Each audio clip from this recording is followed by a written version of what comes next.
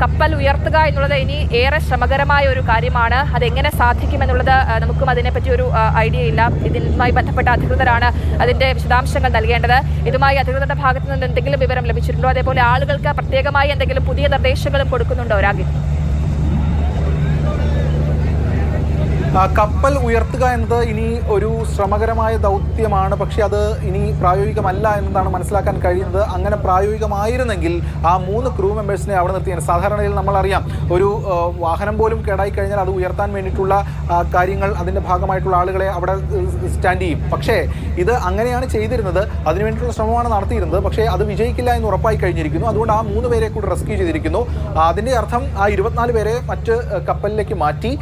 ഇനി ഈ കപ്പൽ മുങ്ങാതിരിക്കാൻ എന്തെങ്കിലും ചെയ്യാൻ കഴിയുമോ എന്ന കാര്യം നോക്കുന്നു. പക്ഷേ അപ്പോഴും താഴേക്ക് തന്നെ പോയിക്കൊണ്ടിരിക്കുന്നു. കൂടുതൽ കണ്ടെയ്നറുകൾ വെള്ളത്തിൽ വീഴാതിരിക്കാൻ വേണ്ടിയിട്ടുള്ള ശ്രമമാണ് ഇപ്പോൾ നടത്തിക്കൊണ്ടിരിക്കുന്നത്. മന്ത്രി അടക്കം വ്യക്തമാക്കിയത് അതിലുള്ള കണ്ടെയ്നറുകൾ മറ്റു രീതിയിലേക്ക് മാറ്റാൻ ശ്രമിക്കുന്നു എന്നതാണ്. അതായത് കപ്പൽ ഏതാണ്ട് പൂർണ്ണമായി താഴേക്ക് പോകുന്നു എന്ന സ്ഥിതിവിശേഷത്തിലേക്ക് കാര്യങ്ങൾ എത്തുന്നു.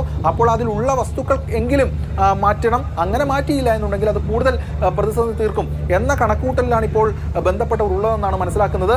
വിവിധ സംവിധാനങ്ങളുമായി കോർഡിനേറ്റ് ചെയ്തുകൊണ്ടാണ് ഇക്കാര്യങ്ങൾ നോക്കിക്കൊണ്ടിരിക്കുന്നത്. ഒന്ന് കോസ്റ്റ് ഗാർഡ് ഉണ്ട്, അതോടൊപ്പം തന്നെ നേവി ഉണ്ട്, കൂടാതെ ഈ അപകടത്തിൽപ്പെട്ട കപ്പലിൻ്റെ പാരന്റ് കമ്പനിയുണ്ട്, കൂടാതെ സംസ്ഥാന ദുരന്ത നിവാരണ അതോറിറ്റി ഇതിനകത്ത് കോർഡിനേറ്റ് ചെയ്യുന്നുണ്ട്. അങ്ങനെ വിവിധ ഏജൻസികൾ, വിവിധ സംവിധാനങ്ങൾ കോർഡിനേറ്റ് ചെയ്തുകൊണ്ട് ഇക്കാര്യങ്ങൾ മോണിറ്റർ ചെയ്തുകൊണ്ടിരിക്കുകയാണ്. കൂടാതെ ഈ കണ്ടെയ്നറുകൾ ഒഴുകിയെത്താൻ സാധ്യതയുണ്ട് എന്ന മുന്നറിയിപ്പ് കൂടി തീര മേഖലയിലുള്ളവർക്ക് നൽകിയിട്ടുമുണ്ട്. അതുകൊണ്ട് അങ്ങനെ ഉണ്ടെങ്കിൽ എത്രയും വേഗം വിവരം അറിയിക്കണം, അതിൽ തുടരരുത്. കാരണം അത് കൂടുതൽ പ്രശ്നമുണ്ടാക്കുന്ന ഒരു അവസ്ഥയായിരിക്കും സംജാതമാക്കുക എന്നതടക്കമുള്ള കാര്യങ്ങളും വ്യക്തമാക്കിയിട്ടുണ്ട്.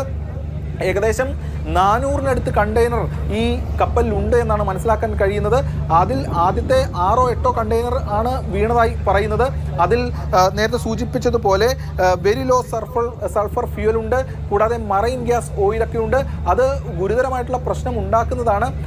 മാത്രമല്ല ആദ്യഘട്ടത്തിൽ പല വാർത്തകളും വന്നിരുന്നു അങ്ങനെ ഗുരുതരമായിട്ടുള്ള പ്രശ്നമുള്ള വസ്തുക്കൾ പോയിട്ടില്ല എന്നത്. അതും നമുക്ക് ആശ്വാസം കണ്ടെത്താൻ കഴിഞ്ഞിരിക്കുന്നു. പക്ഷേ കപ്പൽ പൂർണ്ണമായും ഡ്രൗൺ ആവുകയാണെങ്കിൽ അതിനെക്കുറിച്ച് വലിയ ആശങ്ക തന്നെയാണുള്ളത്. മുഴുവൻ കണ്ടെയ്നറുകളും പതിക്കുന്ന സ്ഥിതി ഉണ്ടാകും.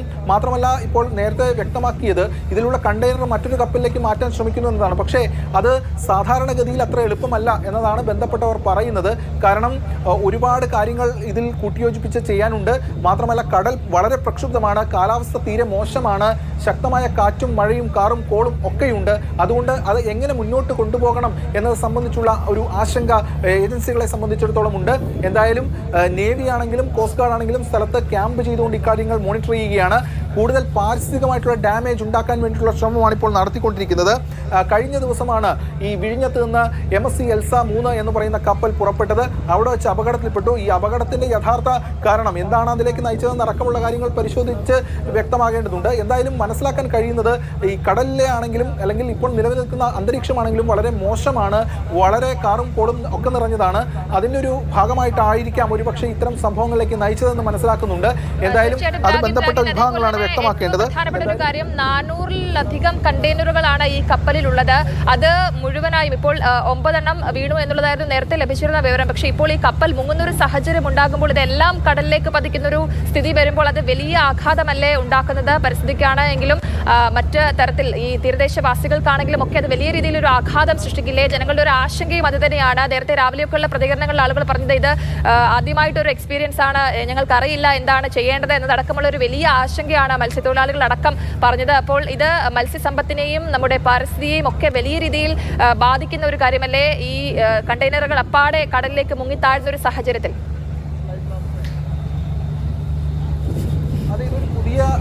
ഒരവസ്ഥയാണ് നമ്മളെ സംബന്ധിച്ചിടത്തോളം അഭിമുഖീകരിക്കേണ്ടി വരുന്നത്. കാരണം സാധാരണഗതിയിൽ ഈ കടൽ പ്രക്ഷുബ്ധമായി കടൽ കയറ്റം, അത്തരം പ്രതിസന്ധികൾ, പ്രശ്നങ്ങൾ, കാറും കോളും നിറഞ്ഞ അന്തരീക്ഷത്തിൽ വള്ളം മുങ്ങിപ്പോവുക അത്തരം കാര്യങ്ങളൊക്കെ തന്നെ കണ്ടിട്ടുണ്ട്. പക്ഷേ ഇതുപോലെയുള്ള അല്ലെങ്കിൽ ഇത്തരം ഒരു രീതി നമ്മൾ അഭിമുഖീകരിക്കുന്നത് ഒരു പക്ഷേ ആദ്യമായിരിക്കാം എന്നതാണ് ഏറ്റവും പ്രധാനപ്പെട്ട കാര്യം. നമ്മൾ മറ്റു പല രാജ്യങ്ങളിലും അല്ലെങ്കിൽ അത്തരം ചില വിശേഷങ്ങളിലൊക്കെ തന്നെ ഇത്തരം സംഭവങ്ങൾ കേട്ടും കണ്ടും ഒക്കെ അറിഞ്ഞിട്ടുണ്ട്. പക്ഷേ ഇതിനെ എങ്ങനെ നേരിടണമെന്നത് സംബന്ധിച്ചുള്ള കാര്യങ്ങൾ ഇപ്പോഴും അവ്യക്തമായി തന്നെ തുടരുന്നുണ്ട്. എന്തായാലും ജാഗ്രതാ നിർദ്ദേശം നൽകിയിരിക്കുകയാണ്. ഇതിൻ്റെ ഒരു പാരിസ്ഥിതിക പ്രശ്നങ്ങളും അത്തരം വിഷയങ്ങളും ഒക്കെ തന്നെ ഏത് തലത്തിൽ ബാധിക്കും എന്നത് സംബന്ധിച്ചുള്ള ആശങ്ക ഓരോ മണിക്കൂറുകളിലും ഈ മണിക്കൂറുകളിലും ഒക്കെ തന്നെ നിലനിൽക്കുന്നു. എന്തായാലും ഇപ്പോൾ ബന്ധപ്പെട്ട അധികാരികൾ ഇതുമായി ബന്ധപ്പെട്ട പുതിയ അപ്ഡേറ്റ് ലഭ്യമാക്കേണ്ടതായിട്ടുണ്ട്. അതിൻ്റെ കാര്യങ്ങളാണ് ഇപ്പോൾ നടന്നുകൊണ്ടിരിക്കുന്നത്.